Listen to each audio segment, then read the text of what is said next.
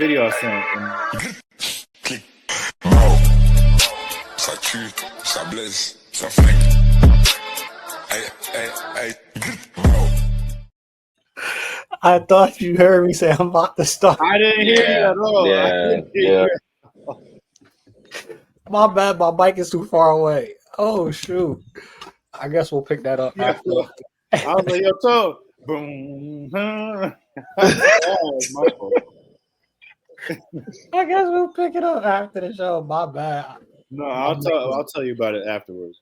Yeah, my mic was across, so it didn't pick it up. Oh man, yo! So we back. We are back for another episode of the Bench Mob Ent podcast, the best sports podcast in New Jersey. Fellas, how y'all doing today? Doing good. Yeah, man. Doing well. Got a lot of good stuff to talk about today, so ready to get into it. On this episode, as Greg has alluded to, we'll be talking about Terran Armstead, his comments on Caleb Williams. This is based off of what he said previously. We have a bunch of games slated out for this week 2 of preseason, but we will talk about some of what we saw week 1, talk about some of the rookie quarterbacks, how they did, give them grades, some of the other quarterbacks in general. Obviously, you talk about like a Justin Fields, how he did. You talk about Milton over with the Cowboys. So we'll talk about them too, just not just about the rookies. Of course, the quarterback position is the most important position, but we will talk about other rookies that did have a good showing so far in preseason and training camp. We will also talk about the importance of offensive bags for NBA players. How important is it for them to have, and which 2 athletes we think would actually be worth having a second chance at their career, whether it was injuries, whether it was, hey, they played in an era with Jordan. Hey, they were boxing in an era with Mike Tyson, so it wasn't a lot of winnings happening. Whichever sport, we'll talk about those athletes that come to mind for us that actually we would like to see to have a second chance if that was possible. Starting off with this, and before we get into that, my bad, let's take care of some other business. Like, share, subscribe, tell any and everybody about the podcast. We're trying to be here for a good time and a long time. Armstead's comments on Caleb Williams was, you can see the number 1 overall pick talent. And yes, you see some impressive throws, but Caleb's process playing that quarterback position has to improve and pretty fast, in my opinion. How concerned are you guys about Caleb Williams from all the videos we've seen coming out of training camp and all the reports? I'm concerned about it. I'm concerned about it. Look, I think last week we were on here, we were talking about quarterbacks. Like, you spoke about Caleb Williams, and I mentioned that I had concerns about his ability to process defense, and I didn't think that Ben Johnson could just make those issues go away.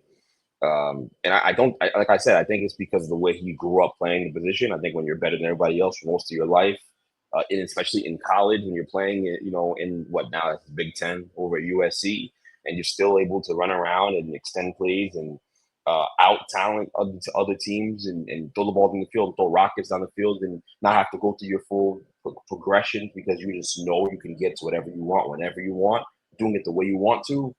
It takes a long time to untrain that kind of behavior. I think that first year with Eberflus really hurt him because I think as great of a talent as he is, and he is a great talent, he needed to be with somebody who could coach the position right away, right? He really, really did. I think I don't like to use JJ McCarthy as a comparison because they're not the same level of talent at all.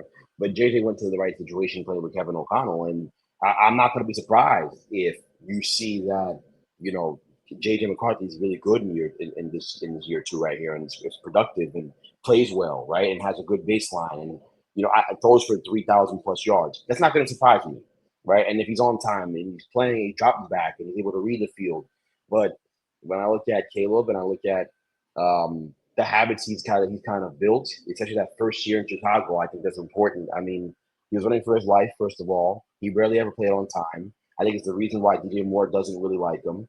And I think there was another situation, I think during joint practice, I saw some tweet yesterday where it said, hey, like, Caleb took a fall at practice and nobody went over to pick him up, like none of his teammates.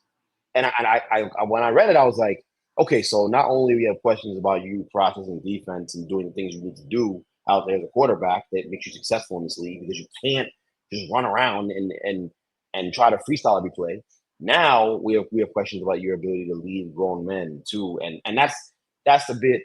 I'm not going to say I'm surprised by it. You know, I think when everyone made a big deal about him crying in his mother's arms, I was more on the side of I don't really care. But looking back at it, it probably wasn't. It was not a great look. I think it's one of those positions where everything does matter. Like it really does. And you kind of have to look at all those things. And I think that Caleb like had that uh, suburban kid lifestyle growing up where he was the best player on the team and mom and dad were insulated him. And, you know, he might have a tantrum or whatever it is, but like, it's cool because it's Caleb, right? Like I think there's a lot of that involved because again, he was the best at what he was the best quarterback in the country for most of his life. Like this is, you know what I mean? Like the adversity was limited. Not that he didn't have to work for it, but that talent is insane. The arm is crazy. The things that he can do with a football are one of one. So yeah, I have real concerns about him. I really, really do. I think you've got to think about the humble beginning piece of it and his ability to pick things up and learn things. But look, like going from A to B to C when you get dropped back and not being able to do that in the NFL is a quick way to make sure you're not in the NFL for a long time. So, you know, it was interesting. It was interesting to hear Teron Armstead say that because those are things we saw last year on tape. That stuff we saw it. Like we watched them play. It was tough to watch them their offense operate because he did not operate the offense like quarterbacks in the NFL operate their offense. It was tough to watch. So I wasn't too surprised to hear it, but definitely thought it was worth talking about. Hey, Miles, do you think it's very, very early? Obviously, it's only his second season, but with all of the hype that he had coming behind him and how he carries himself and how some people may view him as somebody that's a very arrogant person, some may say it's just confidence. Do you feel, being that we had those discussions, oh, this quarterback coming in, this is the best situation for a rookie quarterback, and he has this talent, he has that going for him. Now he got a new coach, which we all feel and believe is a very, very great offensive mind.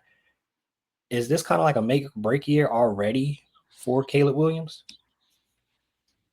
I don't think it's a make or break year. I think you do need to see improvement on what we saw last year, and early reports from camp are he still needs to keep improving. Like he's still in year two. It's early. Like I think we were ready to give up on Bryce Young at some point last year and say, is he done? Is he finished?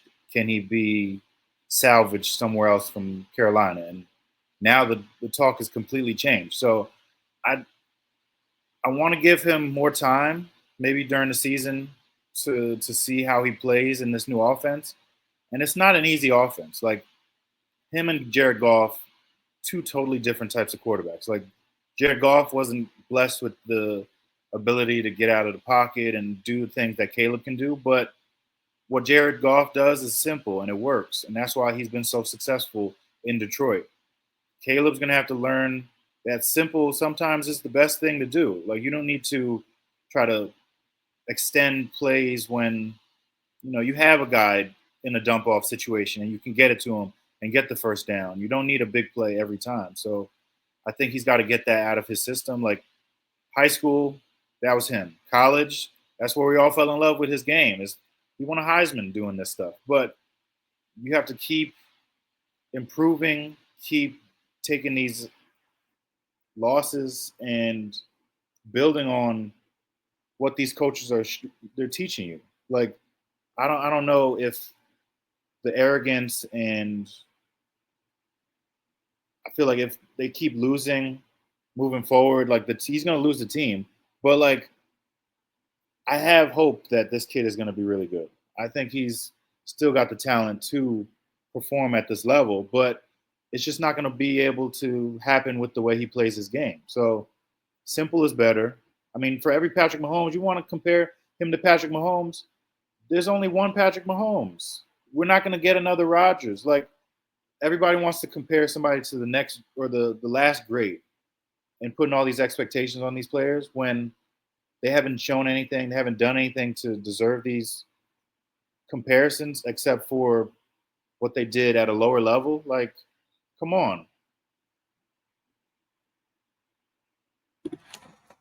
Very interesting to see what happens with Caleb Williams. We talked about it when he was coming in. Like, you put a target on your back, and the thing that I think some people are forgetting about because it came out a couple months ago, but is dropping once the season starts is the book. Once that book drops, and some of those quotes that we heard were in it, if he does not perform well, I know they're not viewed as one of the tougher media markets, Chicago, the Bears, because they haven't had much to be happy about for a very long time. I guarantee you they are going to have some questions to ask him if he comes out the gates struggling and they look at it and it's like, the defense is pretty good. The weapons are good. The problem is Caleb. It's going to be a very long season and rude awakening for him. Staying with that quarterback conversation, let's grade some of the rookie quarterbacks and some of the younger quarterbacks that played in that week one. Again, we know we got some games today. Jets play the Giants. Jackson Dart, Justin Fields. That should be a good matchup to see how they do. But based off of what happened week one, Jackson Dart, he had 12 and 19, 154 yards, 1 TD, 0 interceptions, 0 sacks. He also ran the ball 3 times for 24 yards. What grade would you give Jackson Dart in his first preseason game and what we've seen from training camp so far? I'd give him an A- for that game. I thought she was sharp, and honestly, it surprised me, to be honest. I didn't have high expectations going into it, going into the game for him. I knew, like, out of training camp and hearing the noise I was hearing, that he'd been picking things up, but it wasn't like he was wowing and like having great practices. He was solid. He had his ups, he had his downs, and it was normal. But for him to go out there and just pick up the offense the way he did, and to go out there and make the plays he did, like the audible pass to Jordan Humphrey, or my favorite play of the game was the 2nd and 15 they threw across his body to Montreal Washington in the middle of the field. That play was exciting. That's the play that the Giants quarterbacks have not made for most of my life. Where you're able to step up in the pocket like that and have that baseball background and throw it the way you did across your body and still get it down the field with velocity. So I was excited about that. And I think his arm looked more live than I didn't have a concern about his arm, but it looked more live than what I could remember going back to his tape in college. So it was really encouraging. I really liked what I saw from him. It's exciting, and the Giants fans are they're all in because they've gotten used to bad quarterback play as well. And the thing I'll say that I told you guys is, I mean, after seeing that performance, I know it's a preseason game. I don't think that you're going to keep that kid on the bench all year if Russell Wilson is not great. If he doesn't have the resurgence, and I know that first drive we had, Russell Wilson didn't look the best, but I also realized that Malik wasn't there and Darius wasn't there. So let's be patient. I will say I hope that Russell Wilson goes out there and performs really, really well, but so we keep him on the bench and let him learn as much as he can. But it'll be tough. And I know Dayball did not talk about Daniel Jones at any point the way he talks about Jackson Dart. He loves Jackson Dart. There's a difference. There's a big difference. He talks about Jackson Dart like that's his last kid. Like he just birthed him, and here we are. So it'll be really, really interesting to see how it works out. But I thought it was the best quarterback performance of all the rookies that I've seen. He looked great. He looked great in comparison to everybody else. So I really was impressed with him, and I can't wait for today to see what he does. Going on to the next quarterback. He wasn't a rookie, but he is a young quarterback still trying to figure it out in this league. We're going to stay with the teams of the people on this show. Justin Fields didn't have much play, but he was 3 of 4, 42 yards, 2 rushes, 14 yards with a touchdown, 0 sacks, 0 interception. He will play tonight against the Giants. And all reports is that he's been pretty solid the last couple practices with going against the Giants. What grade would you give Justin Fields so far, Miles? I don't want to say incomplete, but like I'd give it an A. Although, I mean, one drive, you don't really get much of a sample size off of that. So let's say if he had a quarter, second or third drive might have been more difficult. Then you can really get a chance to see. But like it was a great first drive. Like he was doing what you were supposed to, taking what's there, dumping it off to the tight end or the fullback, and then they scored a touchdown using his, best part of his game is his legs. So that's going to be something that's a threat all season. This is why, I mean, I've said it before. He's not really a guy who's going to flourish in like a practice setting because he's not your typical drop back passer. He's not going to be able to carve you up like a Joe Burrow or a Lamar Jackson. Like he's a guy who he's going to be like a one read guy, and if that read is there, he's throwing it to him. But if not, he's got the chance to get a first down, get a 60-yard touchdown run with his leg because he's as fast as these other D-backs out there. So I'm encouraged. I want to see how he does today against the Giants. I don't know if both teams are playing their starters or not, but I hope so we can get a true assessment and then, move on from there and get ready for the season. I want to say something really quick. I don't care what have you been? I don't care no, what I don't. It's actually not. I don't care. I don't care what Kayvon said either. Even what he's saying is being backed up by video. But I don't care about what he said. What have you been hearing? Because are you listening to Jets podcasts, listening to Jets insiders? What are they saying about how he looked at practice? Because Giants insiders have no reason. Like the beat reporters, they have no reason to say anything bad about Justin Fields. And what they said is it looked bad. It was rough.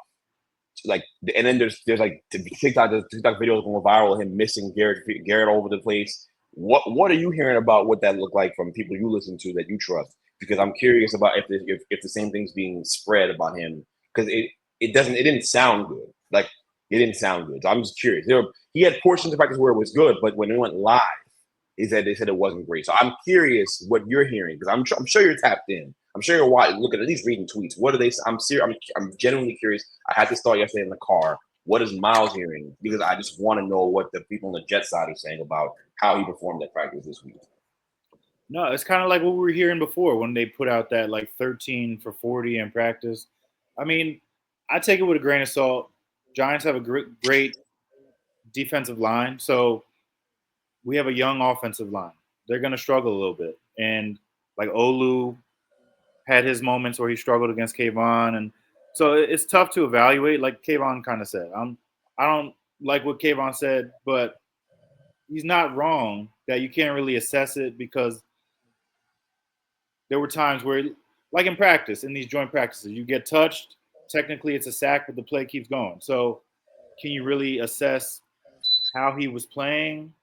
Not really, but a lot of the reports I saw, they said he was good in the 7-on-7s, and then in the team part of it, he struggled a little bit.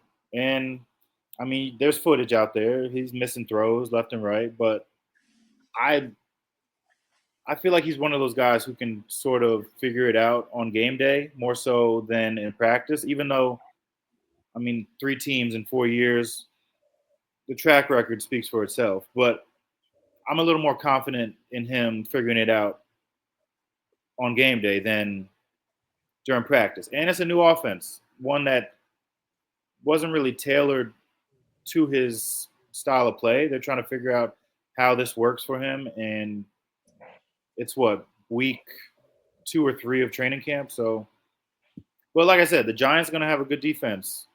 What I did hear is that like the defensive backs for the Giants, that's one of the weak points of their team. And I mean, I'm sure you know that, but like the D line is what's going to be able to keep them real competitive because everything I was seeing, Abdul was getting by people, Kayvon, I mean, Burns is doing that, and like Dexter, he doesn't even need to practice. He's the best DT in football. So I mean, it was a good week. We needed this. I think both teams needed it because we have a good defense too. So I don't think, even though Sauce missed a couple of days of practice, whatever. I mean, Malik was out too. So, but I think both teams needed this. I was just about to say though that I'm not a Jets fan, but I know it got to be tough. You're playing against in practice that D line, and it's not like they have the Eagles O line. Like the O line is still being meshed together, still trying to figure things out for the Jets. You got to go against that D line in practice. Yeah, that's a little bit tough to actually be able to. All right, how well did Bills actually do? You're not going to see the Giants D line every single week, and throughout the season, typically what we see, the offensive line, if you have a good coach, if you have a good system, they get better as time goes throughout the season. So hopefully that Jets O-line is different by the time we see week 8, by the time we see week 10. So I think it's a little tough for Phil's. On the flip side of that, the Giants fans had every reason to be really, really excited about this D line because from everything I heard, it was just like they lived in the backfield. The corners didn't have to cover that long. They were just getting there. It was, and then Brian Burns was the one that had like the crazy factor. Like he was just going crazy for those 2 days. Like they're gonna take turns, but Brian Burns is like heard elevated his game to the level. So I think Giants fans should have a real reason to be excited. They got a chance to have the best D line in football. They really do. They really, really do. And that's something we can say we haven't been able to say that. What is 2025 now? It's been almost 20 years since they were able to say that legitimately. And so it's really, really exciting. I've been hearing it, and I can't help but get excited for the season when I hear about that. Yeah, that's why I hope that they both at least play a quarter, so we can. They're going to. Back and forth. I know our guys are playing. Our guys are playing. That's what I heard. I mean, I know Aaron Glenn's a component of playing these guys in training camp, hitting in practice. So I think he's going to play these guys a lot more this game than just like a drive. I mean, I feel like if the first game, if that drive doesn't go so well, Fields probably goes out there for another drive. But that was as good as you can draw it up. So, I mean, you can't win if Fields gets hurt. And you can't be competitive if Fields gets hurt. So we got 3 quarterbacks left. We're going to start off with the number 1 overall pick, which he hasn't been talked about a lot as a number 1 overall pick. It's been more conversation on the Shadors of the world, and it's kind of weird. As a number 1 overall pick, he's not really getting talked about as much, but he could really have a good season coming up, which we talked about last episode. So far in his 2 weeks of play, 7 of 15, 109 yards, 0 TD, 0 interceptions, 46 completion percentage with a 71.3 rating. What grade would you give so far Cam Ward and what we've seen? I would say a B minus. I don't think it's as bad as people are making it out to be. I think you see the talent. I saw a throw yesterday he made that Van Jefferson drop that was incredible, quite frankly. And you can see his arm talent is there. So the concerns aren't really with him. It's more so about the supporting cast. The Titans are awful. And when you're a number 1 pick, you go to a really bad situation as well. I'd been here. I was here banging the desk about him going to a place like the Giants when we were supposed to have the number 1 pick, because I said I think it would have been the best situation of all the really, really bad teams he could have gone to, like the Saints or the Titans or you name it. I thought that was a great place. A great quarterback coach, a great QB mind there, and already pieces there for him to work with as well. With the Titans, Ridley's not the same Ridley remember in Atlanta. It's not quite the same. All right. I think he's taken a step back. And then you look at the receiving core overall, and it's just kind of like, all right, like Van Jefferson had his moment with the Rams years ago, but we haven't heard about him since then. And Restrepo ran like a 5'5", excuse me, 5'5", and so here he is. And then it's just a tough situation all in all, right? To kind of look at and assess his performance by when he has those the supporting cast around him. And I know what Cam said. Cam's going to say a lot of things about having the top 5 receiving core in the sport. That's obviously not true at all. I'm not sure he has a better receiving core than the Giants. And I don't think the Giants have a top 5 receiving core. They have a top 5 receiver, but not a top 5 receiving core. So I have my concerns with that core, with that receiver, with that group that got around him, and so they're going to struggle naturally. But I don't think you can judge him off that. You got to judge him off the throws that he's making, off the type of throws he's making, what he's putting out there. He plays on time. He can make every throw imaginable. So once they get better around him, I think he'll be able to lift them up. But he may still do that this season. We don't know. The struggles are very to be expected. I'm not surprised with it, but I still think I'm looking past the stat line. I think he deserves a B minus because I think he's been that good in spots. God is not it technically isn't a rookie, but it is his rookie season. JJ McCarthy, 4 of 7, 30 yards, 1 rush, 8 yards. From what we've seen, he didn't play much, but from what we've seen and all reports that we've heard from training camp, what grade would you give McCarthy? How are y'all feeling about McCarthy this season? I'm starting to feel a little higher on JJ as training camp goes on. I think he's still learning. He's still, like you said, he's a rookie. Um, Missed all of last year. I don't know if he'll be in the running for rookie of the year because of that, but I think he's going to be able to have a good season. I mean, he has a great head coach, one who's good at developing QBs or maximizing what you have at QB. Like, I mean, he was able to do it with Kirk Cousins, and they went to Sam Darnold the next year and were damn near the best team in the NFC. So I think replacing him with a younger guy who, I mean, he has all the makeup and talent to be a good starting quarterback in this league. And I know it's just joint practice, it's not real, but he looked good in the practices against the Patriots this week.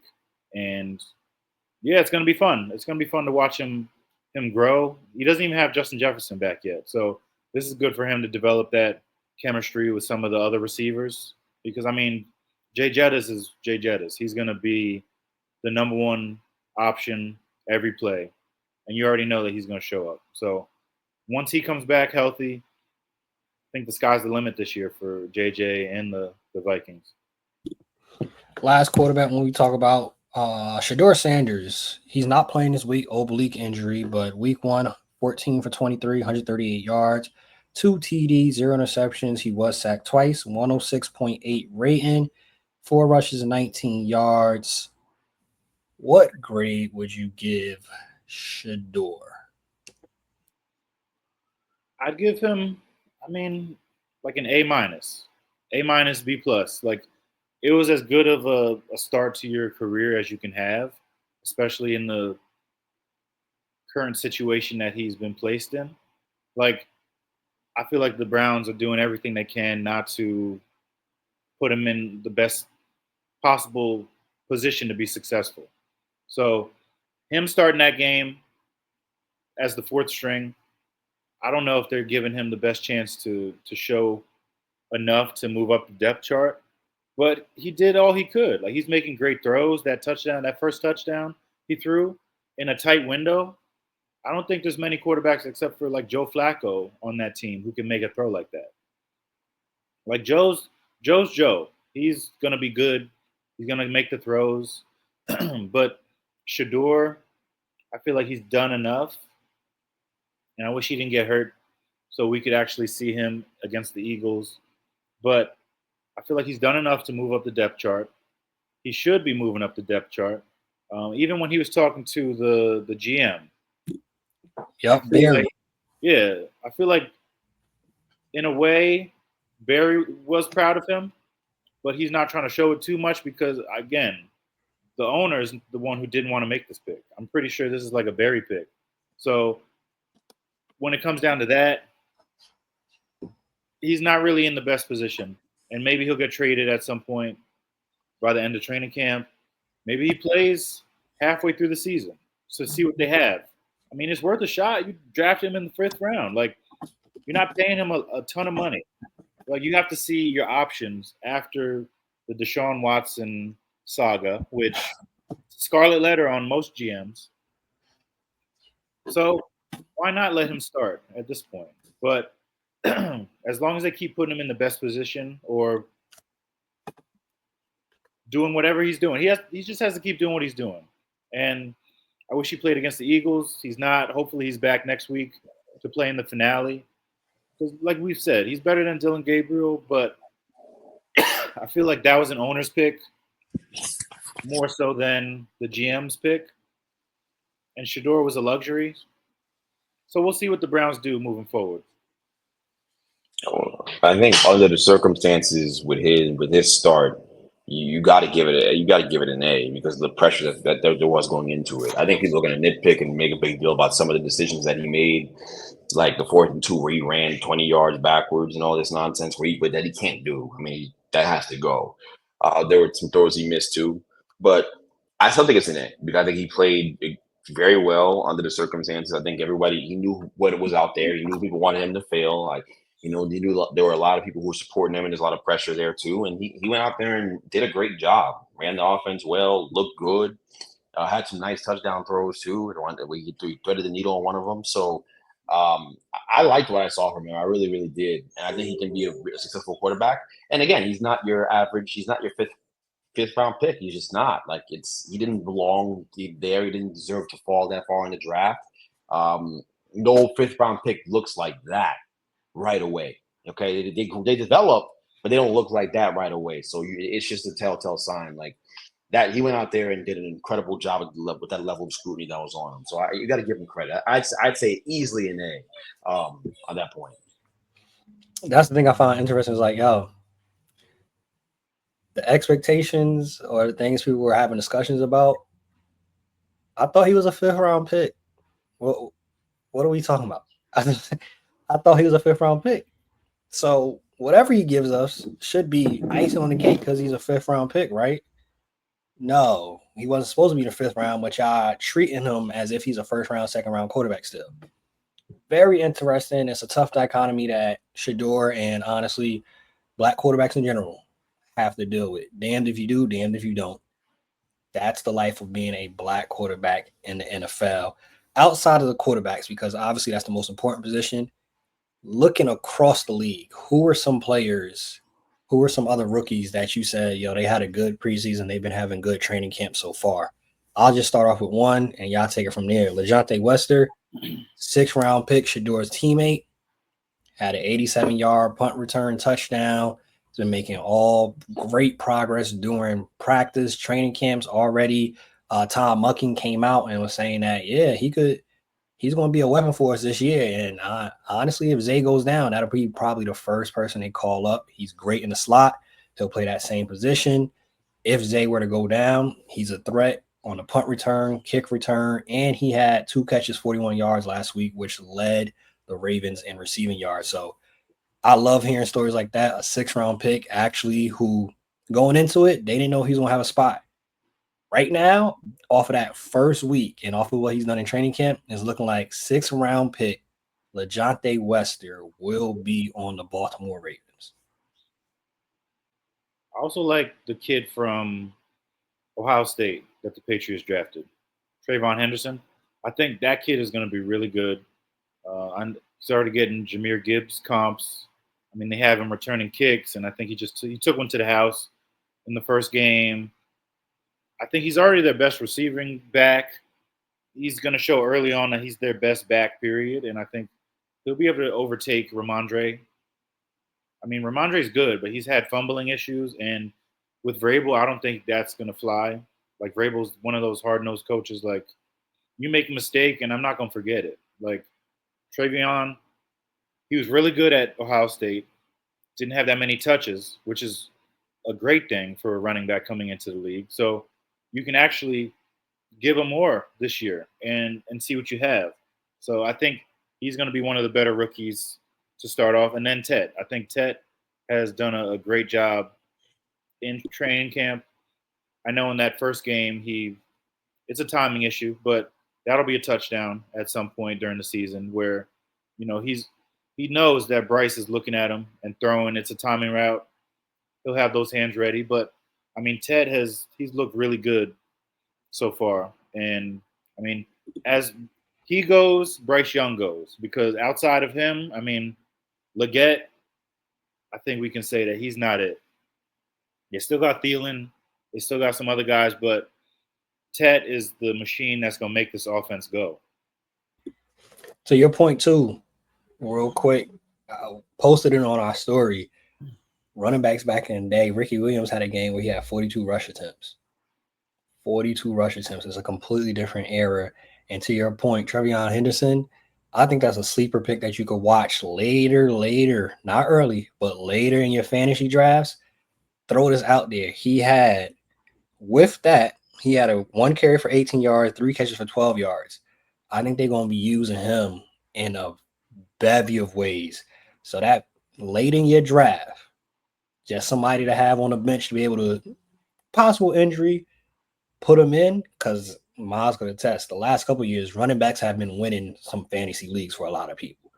You add Trayvon to your roster, who's going to be getting rushing yards, catches, and possible kick return yards. Yeah, somebody to watch for your fantasy. Greg, any rookies that you saw outside of the quarterbacks that impressed you? Yeah, actually, and I'm gonna be a homer here, which is just, it's a good thing that I can be. a homer. It means the Giants did a pretty damn good job in the draft. But Marcus Mumbo, like this kid they got in the 5th round from Purdue. Every time I watch him, he looks like he's been playing right tackle in the NFL for years, and he's been playing both positions, right tackle and left tackle, all preseason, all training camp, and he even got first team snaps last week in the joint practices, and they said he looked good, like he held up. I don't think he gave up a sack. He's not like the biggest tackle you ever see, but he's very fast on his feet and very savvy and has great skills and great hands. So I'm excited about him. It's been a long time since the Giants hit on an offensive lineman that late in the draft, or really one at all. Andrew Thomas was the last hit, really, right? And that was Gettleman, which no one wants to talk about. So, no, I think he looks really, really good. I'm excited about him. Truly, I think if he can be what we think he can be, a starting right tackle in the NFL, you can shed some money and maybe let Illuminor go and let him step into that role, or get really, really creative about how much better your line is moving forward as well. So that excited me him as a rookie as well. I'm thinking about other ones around the league. I think Miles stole my one where I was going to go with my man over in New England as well. Henderson really has been great. And I think he caught like a 70-yard bomb in practice this week too. He can catch up the backfield, and he's just not just catching; he's catching like a wide receiver. So that's really, really exciting when you consider that fact too. But I'm excited about RJ Harvey over with Denver. I think Denver has a really, really good team. I think they've really done a good job of protecting Bo Nix from himself and insulating him with a bunch of talent to make it really hard for us to get a true assessment of his skills as well. But we'll see how it all goes this year. I'm excited about that roster overall. I think they got a really good roster. And obviously, LeJohntay Wester has been great. He's been great. And Jimmy Horn has looked good, too, when he's gotten opportunities. He has looked really good. I don't know how many snaps he's getting in preseason and how many opportunities he's getting in preseason to catch the ball. But I know at practice he's doing his thing and wowing. And I think Bryce Young, when his resurgence and his ability to play the position now, and where he is, he's a late bloomer clearly. He's gonna make these guys look great. I mean, he throws the ball so early with so much anticipation, and he has the arm to put the ball anywhere on the field that those guys are gonna get opportunities, man. Like even the old line isn't even really the concern when you have a guy with those that level of anticipation. It's just about, again, Miles said it, like you guys got to get on the same page as your quarterback and understand your head's got to be turned the second you hit that break, because if not, the ball didn't hit you right in the face mask. So you got to be ready for it. But I think they will be. I'm excited about the young pieces there too. I think they have their quarterback and they can solidify. That's awesome too. 2 more weeks left of preseason, and then we are back in full effect of NFL. One thing, Travis Hunter did it. I was underwhelmed. I know it's just preseason, but I felt a little underwhelmed by it. That's all. I mean, I didn't think they got him a whole lot of touches offensively.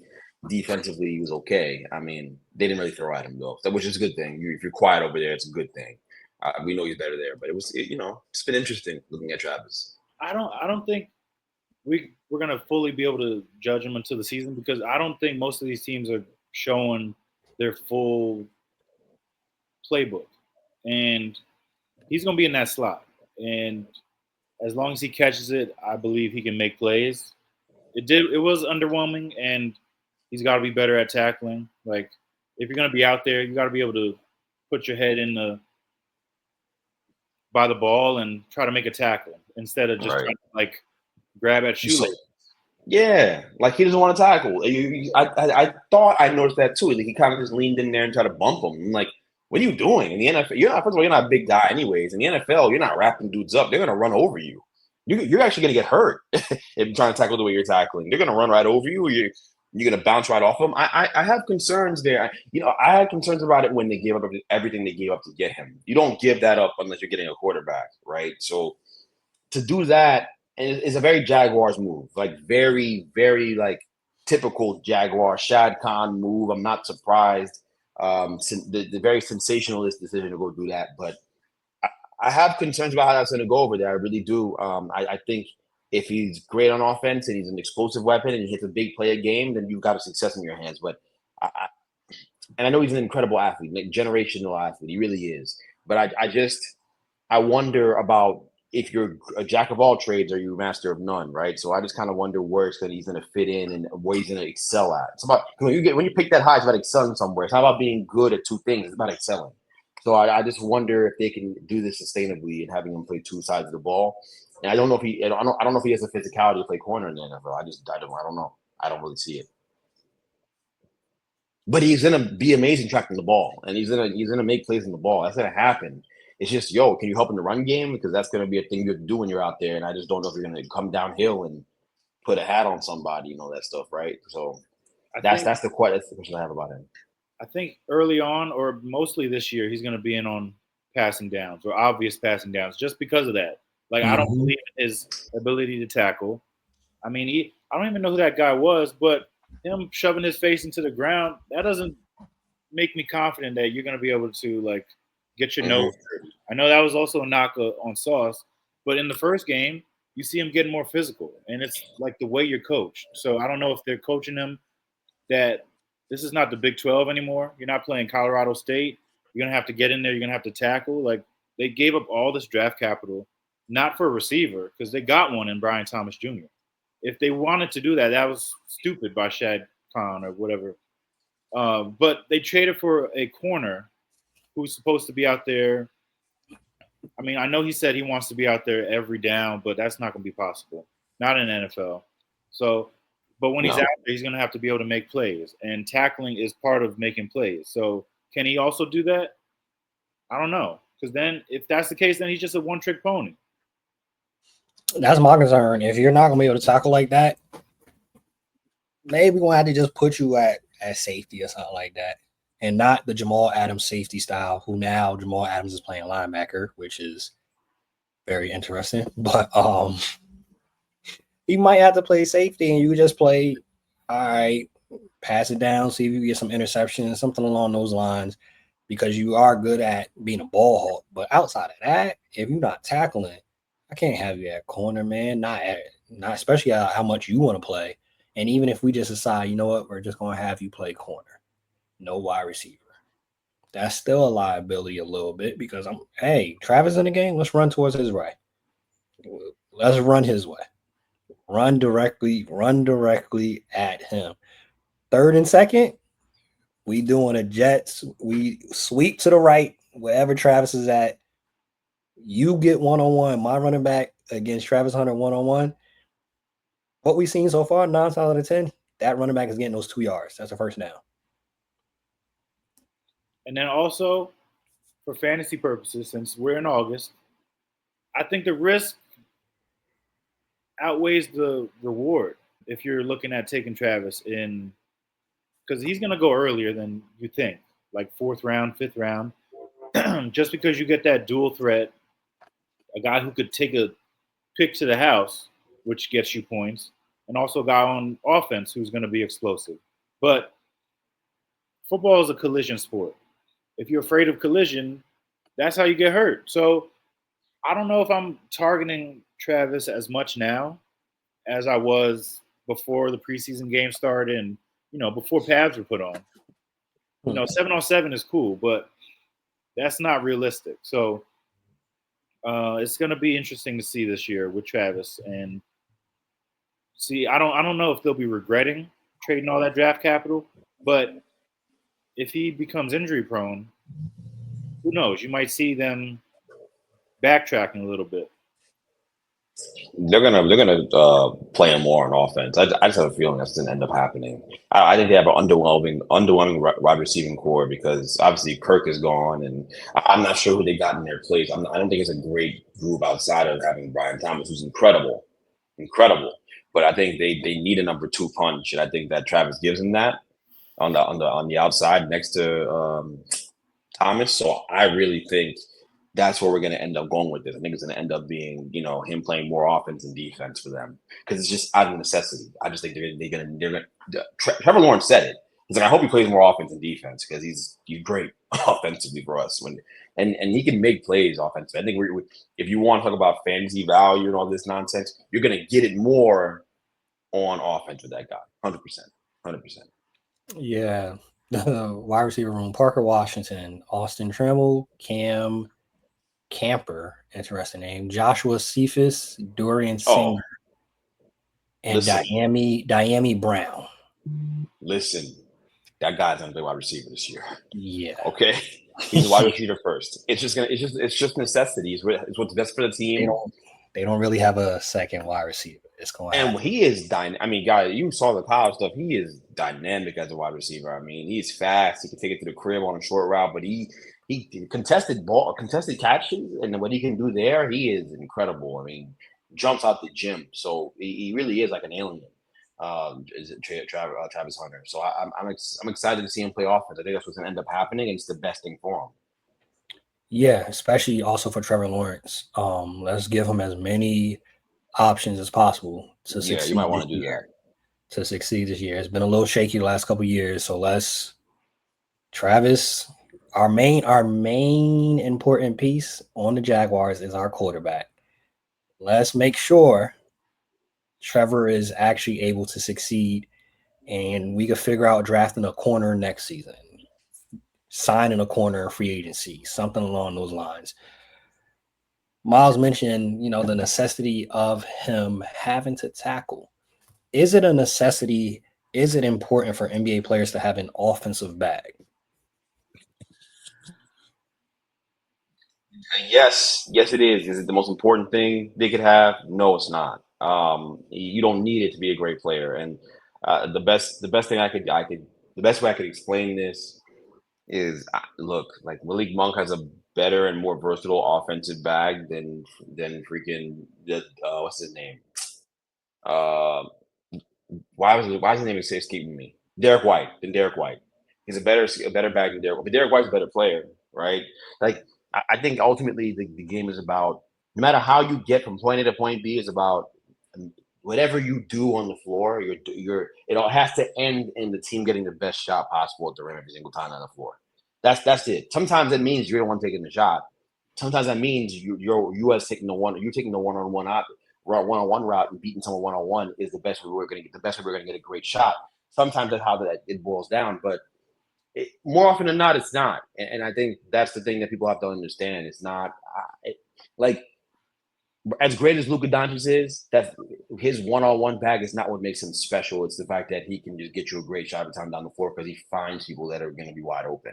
He uses the fact that he's going to be covered to get other people wide open. It's what's made LeBron as great as he's been throughout his entire career too, right? So I think it's overrated. Okay, I think it's overrated. I know Austin ever said, I think it's an overhad conversation. No one in the right mind thinks that LeBron James is a more skilled scorer than Kobe Bryant, than Kevin Durant, than who else? Name your, Tracy McGrady. I don't know. Name these guys that are incredible offensive players. Like name them. Like Devin Booker. Like I don't think LeBron's a more skilled offensive player, like skilled scorer than Devin Booker. He's not. Like he doesn't score. He doesn't shoot that way. He just doesn't shoot the ball at that clip. That being said, it doesn't matter. Like, because the thing about it that you leave out, yeah, Carmelo, right? Even I think Jason Tatum, as talented as he is overrated because he can hit these lulls. But yes, even you could put him in the conversation. Sure, he's super skilled, super gifted. I think like the thing you got to look at with LeBron James is that he's way better than all the players that is named. And it's not, and it's because of the fact that he's able to get his team a great shot down the floor every single time. In LeBron's prime, he was stopping the best of other teams as player and then coming down the floor. And literally 9 times out of 10, you got the best shot you could get because he was on the floor. Whether it was a kick to a wide open three, whether it was a drive to the rim, whether it was a post up, whether it was a kick out of the post up, he sees everything, and he's able. And then because he's so dominant physically, and because he's still extremely skilled and can still kill you as a 3-level scorer, as a 3-level threat on the floor, can hit a three, can get to the rim, can score from the mid range, had floaters, had things around the rim. He could do those things, and he's gotten better at 3 balls as his career has gone on. I could say that as well, but because he can do all those things, now he's using the gravity he attracts and all the defense, paying attention to him to get other guys wide open shots, and that's the true value. If LeBron wasn't the passer that he is, he wouldn't be as revered as he is as a player. He wouldn't be a guy I could say is the greatest player of all time. That's what makes him the greatest player of all time. That right there, that ability to involve other people and take advantage of the defense and what they're giving him every time. It's the processing speed he has out there. It's like a quarterback.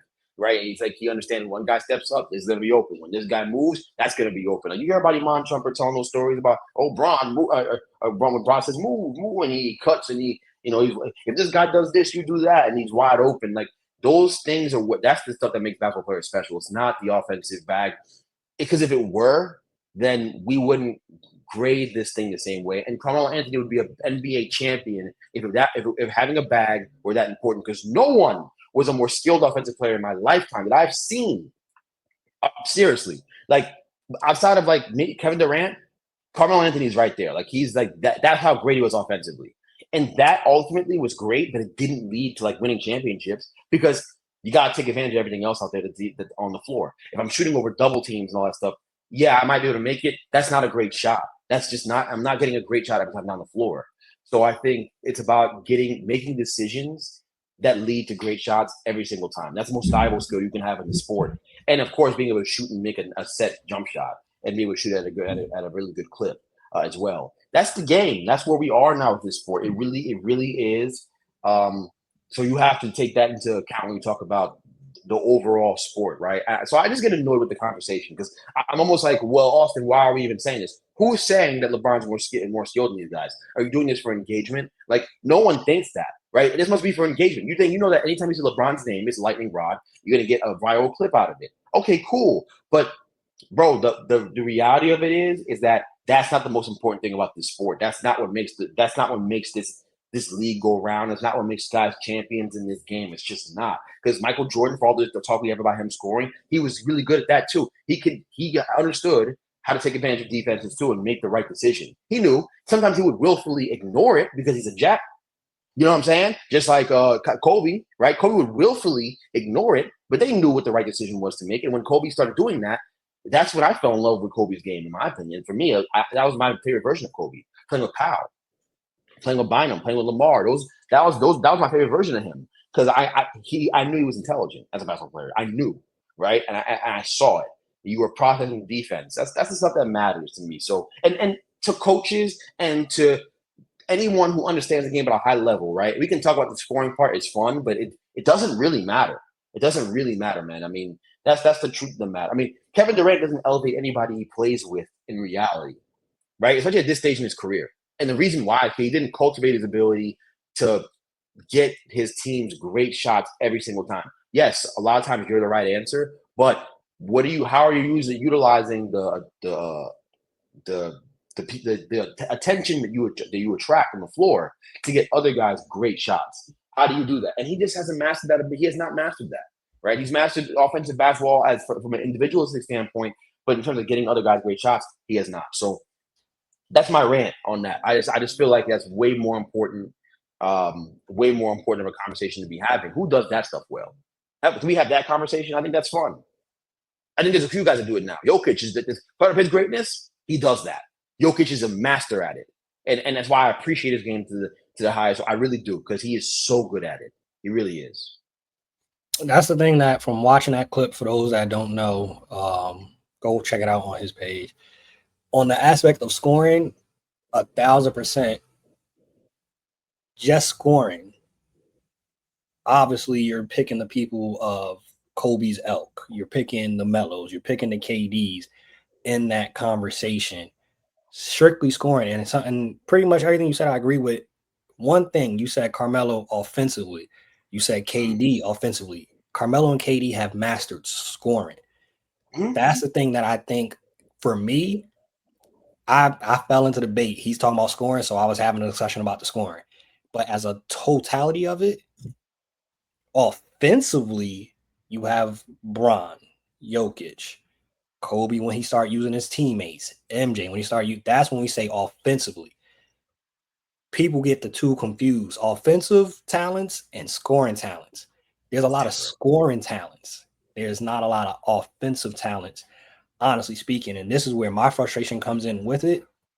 We all played ball growing up. Greg still coaches. I train little jokers around the town, whatever, because Joker needs some money. But we've seen it where coaches will tell you that, yeah, I need the Derek Whites of the world. But what we constantly hear and what's promoted and what gets love outside of when we do it on podcasts like this, we only talk about scoring. So I can imagine, and in talking to kids of a younger age, and I'm sure Greg has, and I'm sure Miles has seen it too, they only talk about scoring because that's the only thing often that gets celebrated. We don't, as a basketball culture, do a good enough job of celebrating, hey, that pass right there. Hey, Draymond Green, the way he set screens, the way Draymond set screens is beyond valuable. Hey, Steph Curry could shoot the lights out, but let's talk about how in shape Steph Curry is to run, they say anywhere from 5 to 8 miles a game. We don't talk about that. We talk about Curry had 35, but Curry also had 8 assists that game. Curry had 3 charges. I think as a basketball culture, we have failed at that. And it sends a mixed message to kids growing up. You can't get mad at the kids when they talking about, oh, I'm trying to get buckets, when that's all that gets celebrated. We don't hear often, oh, yeah, this kid got a full ride because he was the top defender in the nation. We don't hear that. We don't see Baller's Life posting this kid had 12 steals. We don't see that. Well, I think also the conversation Austin Rivers had was part of the problem, right? You got a big platform, you're a former NBA player, and that's what you're discussing. That's what you're choosing to talk about on a random Tuesday afternoon. And that's fine. There's a place for that conversation. I'm not saying there isn't, because in the playoffs, you do need a guy who can go get a basket one-on-one. It does come down to that because your sets don't work and defenses are a bit more sharp so they're in the rotation, so it's gonna be hard to get wide open looks. But I mean, that's what makes the great ones really great. That's what makes Jokic will still get those guys those looks because there's no way to guard him. You're gonna have 8 sets of eyes on him or whatever it is, and he's gonna find open guys all over the place. It's just the reality of it. You're screwed. So when I mentioned Carmelo and KD, I said offensive from an individualistic standpoint, you guys are individually great at scoring the basketball. You guys can score on anybody. That is awesome. It does not equate to winning basketball games at the highest level. It does not equate to winning championships. It just doesn't. It just doesn't, right? That's why KD went to Golden State, right? Because over here, I can just score. I don't have to worry about making nobody better because they're already great. That's the shortcut. That's why I say what I say about KD all the time. I call him jokingly, but I joke about that. But I'm not joking at the same time. Like, that's what it is, right? You went there because you could just be you. And you didn't have to worry about making nobody else better. And that's how those championships are watered down. Because the hard route is staying in OKC and finding a way to make those guys better on that team around you and cultivating that part of your game and becoming a complete offensive player, right? Again, in the NBA right now, we talk about it. I think Giannis is actually really good at this too. I think Giannis has a lot of credit. Giannis is actually really good at using his court gravity to get other guys' shots. I can put him in the conversation. We have a few guys in the league that do this. It's Jokic, it's Luka, it's LeBron, and it's Giannis. Am I missing somebody? I think those are the guys that really, really utilize their court gravity to get other guys great shots all the time. And the top of the line guys. Because Anthony, I'll throw a name out there that he's starting to learn it, and we saw it a little bit in the playoffs, Anthony Edwards. I do think he's talked about that's the next step for him, but we saw glimpses of it's happening slowly. Him doing it's happening.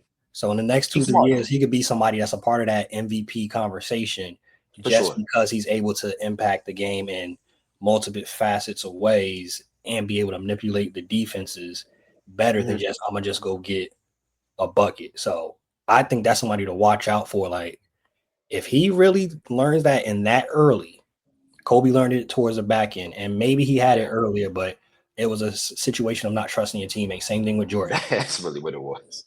I'll give the flip side of this too. This is why it needs to be talked about more, and people need to realize it. Kids need to realize it. College players need to realize it. Hey, everybody can't be Kobe. Everybody can't be MJ. Everybody can't be Luka. Everybody can't be Carmelo. Everybody can't be KD. We need Derek Whites. We need PJ Tuckers when he was at his heyday. Stand in the corner and be able to knock this 3 down and practice knocking this 3 down, because guess what? You're playing with James Harden at his peak, and he's getting you a wide open shot. 6 out of those 10 attempts that you're going to get is wide, butt naked, wide open. Can you knock it down? That's what we need more of, and for people to realize, of course, you work on your individual game just in case you get that opportunity to go be the guy. But 9 times out of 10, you don't get to be the guy. 9 times out of 10, these teams have the guy. What else can you do to impact the game? How can you be an asset to the guy? Let me study. Luka likes to go left and he passes across right, make sure I'm gonna be right there, ready. Hands are already ready. Okay, LeBron, when he does this, he's about to. All right, let me do a back cut. I don't even see that anymore. The moving without the ball is not. Like, kids don't know how to cut. Kids don't know how to cut. They don't. It's all that. It's all that bag talk though. It's all that bag stuff. That's what it is. I'm telling you. I might be the only person. I mean, we may be the only person training kids. Okay, a small percentage of people training kids who actually have them cut and work on them catching the ball on a cut and finishing at the rim. It does. But it's these conversations though, because if you go to these trainers now, all they're doing is working on drags, working on between the legs, and working on step backs and all that stuff. Yo, there's only one kid on the team that's taking no shots, guys.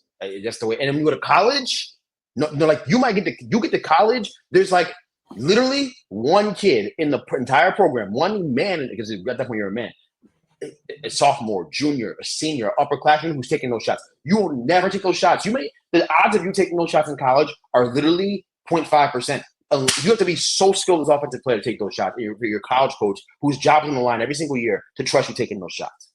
But that's what people would rather talk about and rather work on when it makes no sense. Can you knock down an open shot? Can you drive it and make good decisions on the move? Can you finish it? Can you finish at the rim? Right? What left can hand, you defend? right hand. Do you know the right footwork? Can you catch the ball as the short roller off a blitz and turn around and make the right decision and make the right pass? Or can you pass the ball either hand? Right? Can you make one-handed passes with either hand? That stuff. That's the stuff that makes kids special. But people don't understand that, and that's why this conversation, like I mean it. I mean it sincerely.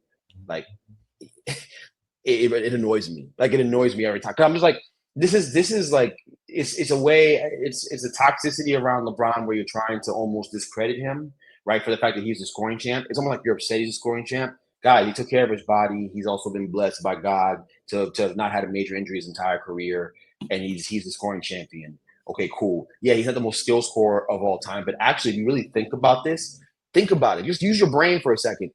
The most skill scorer of all time, it's never going to happen where like a guy like Jordan's going to be the leading scorer of all time. It won't happen. It'll never be a guard. It'll be a bigger frame guy like LeBron who can get easy baskets. It actually makes the most sense. That's why Karl Malone was in the situation he was in. That's why Kareem had it. Kareem can get easy baskets. Literally, Shaq could have been the all-time leading scorer if he had taken better care of his body, right? It's about the guy who can get easy baskets all the time. It's not about the guy who has to take tough faders all the time and shoot. Maybe one season he's shooting 45% from the field. He's taking tough looks on a bad team. That's not going to get you to a point where you're going to be the leading scorer of all time. Kyrie could never be the leading scorer of all time. He could never be like. It doesn't matter if he was blessed with health. If it was Dr. Sebi, it wouldn't matter. He would never be the leading scorer of all time because literally the crossing over on your joints, the stopping on a dime, the fadeaway jump. That is a hard way to live and to score in the NBA. Yeah, he's great at it, but it's hard to shoot a high enough percentage to do it over for a long enough time to then become the leading scorer. Your body's gonna fall apart before it. It's a race against. You're racing Father Time, and you literally are taxing your body more to score as a smaller guard in the NBA.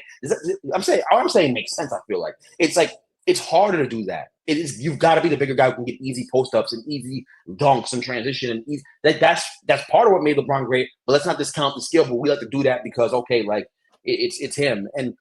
But let's talk about the part of his game that's the best and that the thing that people should be taking from it, which is the sharing of the basketball, the processing speed, the speed at which he reads the defense and makes the right decisions. That's what makes basketball very special. That's all I'm saying. So I've ranted about it enough. I know I didn't even let Miles say a word, but it's just my take on it. Like it annoys me, and I'm gonna have a conversation with a kid on our team this year, leading scorer on our team last year, but we didn't win a damn game. We won 7 games last year, right? Now we switched coaches. The energy in there is great, right, and everything like that. And here we are.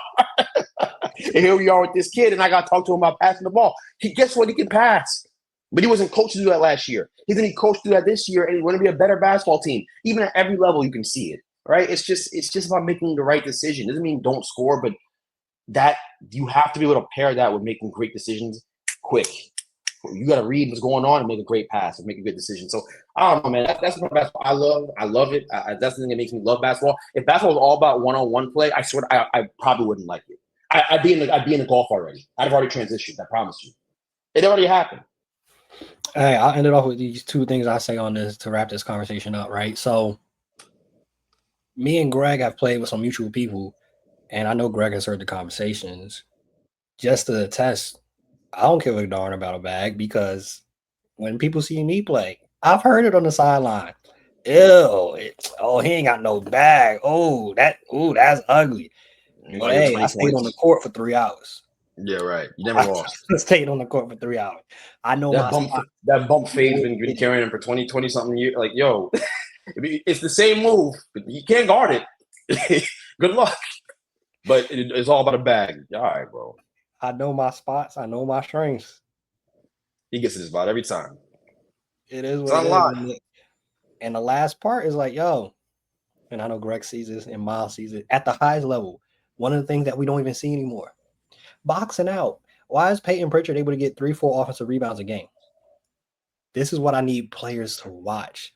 I got on the court oftentimes only at 5'10".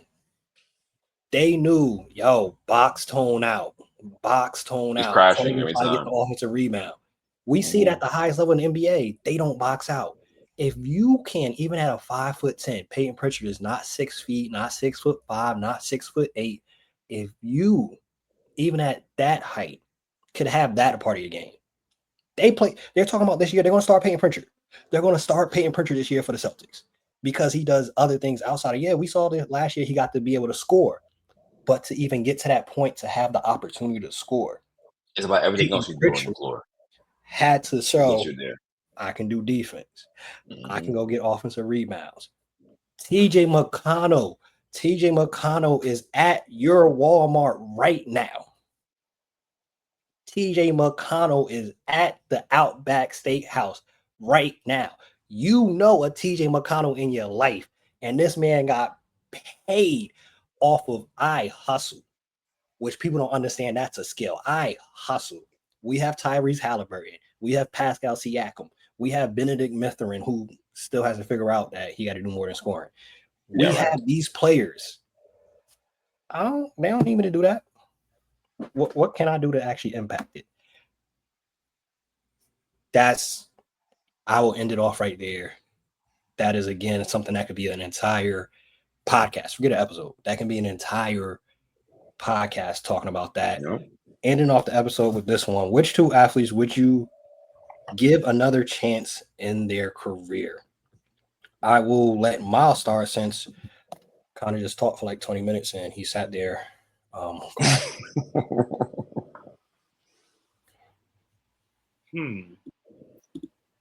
Any sport, and I know you have a vast sports knowledge. You might pull a golf player, you might pull boxing. I know your knowledge is vast. I would bring back Barry Sanders and put him on that Detroit Lions team, the current one. Like, if he had one of those teams when he was playing, he might have had a Saquon situation where he was able to be a borderline MVP and also win a Super Bowl. So bringing back Barry, who is arguably the most talented running back to ever play the game, and putting him on this current Detroit Lions team. I mean, yeah, Jamar Gibbs is great, but he's not Barry Sanders. Barry Sanders was different. I've never seen a guy who all 11 guys are focused on him, and he can find a way to wiggle through and run for 80 yards. And then maybe another guy I'd pick is from the NBA, maybe like Patrick Ewing, put him on this current team and see what he could do, even though I don't know how it meshed with Karl Towns, but I'd like to see him win a ring, or I wish I could have seen him win a ring when he was with the Knicks, and he deserves it. He's arguably the best Knick to play for the Knicks, but I mean, if you don't win, the old heads aren't going to respect it. So, listen, I had to look it up just now. I'd give a second chance to Josh Hamilton from the Texas Rangers. That's what I would do. I thought one of the more talented baseball players I've ever seen in my life. at his peak. But then you look at his career; he only played 9 years, and he had the drug issues, right? He had the drug addiction issues off the field and things like that. If he could have gotten that stuff squared away and wasn't dealing with those demons off the field, I think he could have been one of the better players. I felt like it was watching Trout before Trout was here. Like it was like that level of like talent when at his peak when he had those great seasons. Anyways, not the consistency, obviously for obvious reasons. You can't do that when you got your head up and down in some snow. But I would have loved to have seen him go out there and I'd have loved to have seen him. Have a career without the drugs and without the issues and see what he could have done. And then another name, I think there are a lot of people you could pick from to it, but there's a lot of people who didn't make it. I'd like to see Michael Beasley if he wasn't crazy too, right? I would have loved to have seen Michael Beasley if he wasn't out of his mind. And, I do think Michael Beasley was one of those guys where I saw passing ability from him. Like we knew he could score, but I saw the ability to pass the ball. I saw a good feel for the game. It would have been nice to have seen what he could have became if he wasn't, problematic off the floor. I do believe that a lot of the reason why he phased out of the NBA is because he's problematic off the floor, right? Because there's things going on outside in his personal life, real issues he had to deal with. Obviously, he's talked about it as well. Really, really, extremely good rebounder. I mean, in college, he had multiple 20 rebound games that you saw at Kansas State. So I'd have loved to have seen him get an opportunity to kind of right his wrongs and get another chance at this thing and see what he could have become for a franchise. I think that would have been, and he was with the Heat, which would have been crazy. Imagine if they hit on that pick with the success they had later on, anyways, right? So a guy who could realistically have still been playing right now or just be finishing up with a long career. So I think Michael Beasley is a guy that I would have picked. So those two. I'll just give you one. Bo Jackson. If Bo Jackson could have been able to keep playing, or if he was playing in this era, that hip injury does not keep him out from playing football. Obviously, the hip surgeries and whatnot, reconstructive hips, is way different in this era of medicine. He was the only player ever to be an all-star in both sports, football and baseball. The man only played football for 4 years. Imagine if he was able to play and keep playing with how talented he was. Again, I just said he played 2 sports, Raiders and for the Royals, football and baseball, and was an all-star in both, to speak to how impactful and how skilled he was. Bo Jackson was one of those players that you play in 2 sports, you got to make sure that you stay ready so you ain't got to get ready. Bench Mob, we out. Peace.